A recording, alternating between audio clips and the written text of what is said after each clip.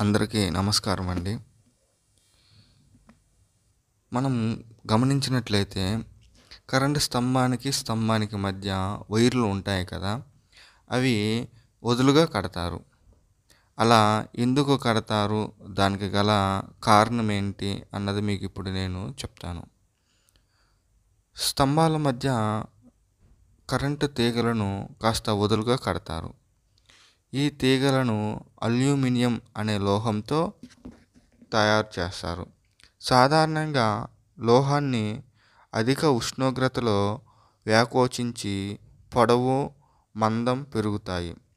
ఉష్ణోగ్రత తగ్గితే సంకోచించి బిగుసుకుపోతాయి. స్తంభాల మధ్య తీగలను గట్టిగా కడితే శీతాకాలంలో సంకోచించుకొని తెగిపోయే ప్రమాదం ఉంది. అందువలన కాస్త వదులుగా కడతారు.